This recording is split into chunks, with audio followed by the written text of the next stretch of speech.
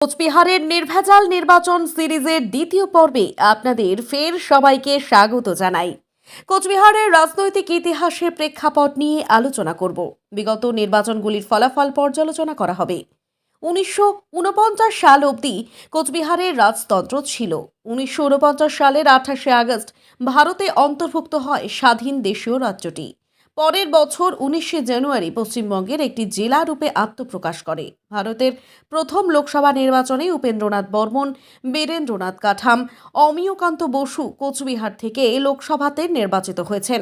এই আসন থেকে সবচেয়ে বেশি জয়ী হয়েছেন ফরওয়ার্ড ব্লকের অমর রায় প্রধান। তবে বিগত 3 নির্বাচনে রাজনৈতিক দল পরিবর্তন হয়েছে। 2009 সালেই লোকসভায় ফরওয়ার্ড ব্লকের নৃপেন রায় জয়ী হন। 2014 তৃণমূল কংগ্রেসের রেণুকা সিনহা জয়ী হয়েছিলেন। 2019 বিজেপির নিশীথ প্রামাণিক জয়ী হন। 2024 সালে কি জয়ের ধারা বজায় থাকবে পদ্ম শিবিরের, নাকি অন্য ফল হবে? আমরা 2019 লোকসভা নির্বাচনের ফল পর্যালোচনা করছি। প্রায় 15 লক্ষ ভোট পড়েছিল এই নির্বাচনে। জয়ী প্রার্থী নিশীথ প্রামাণিক 48% ভোট পেয়েছিলেন। প্রাপ্ত ভোটের পরিমাণ ছিল 7,31,000। তৃণমূল কংগ্রেসের প্রার্থী পরেশ চন্দ্র অধিকারী পেয়েছিলেন 6,77,000 ভোট, যা মোট ভোটের 44% ছিল। 2014 নির্বাচনের চেয়ে তৃণমূল প্রায় 5% ভোট বেশি পেয়েছিল, তবু পরাজিত হয়েছিল, কারণ বিজেপির ভোট 1 লাফে 32% বেড়ে যায়। 2014 সালে 2,17,000 ভোট থেকে 2019 সালে 7,31,000 ভোটে এসে পৌঁছয় বিজেপি। সবচেয়ে শক্তি ক্ষয় হয় বামেদের, 30% ভোট কমে তাদের। 2014 সালে 4,29,000 ভোট পেয়েছিল বামেরা।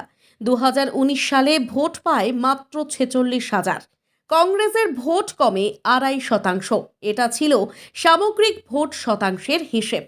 বুথওয়ারি ভোটের হিসেবে বিজেপির উত্থান ছিল চমকপ্রদ। 2019 সালে ভোটের ব্যবধান ছিল 3.5%, কিন্তু বুথের ব্যবধান ছিল দ্বিগুণ।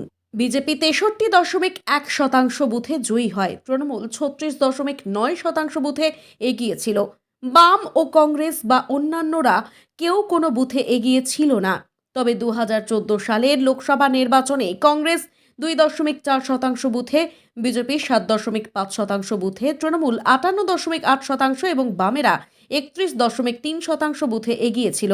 বাম কংগ্রেস পরবর্তীতে শক্তি ক্ষয় করে 2019 সাল থেকে প্রতি বুথেই বিজেপি বনাম তৃণমূলের লড়াই চলছে। গেরুয়া ঝড়ে কোচবিহার লোকসভার মধ্যে 7টি আসনে তৃণমূল 2টিতে এগিয়ে থাকে, বাকি 5টি বিজেপির দখলে যায়। আজ এই পর্যন্তই। পরের এপিসোডে 2021 সালের বিধানসভার ফলাফল বিশ্লেষণ করা হবে। তা জানতে অবশ্যই সাবস্ক্রাইব করুন চ্যানেলটি।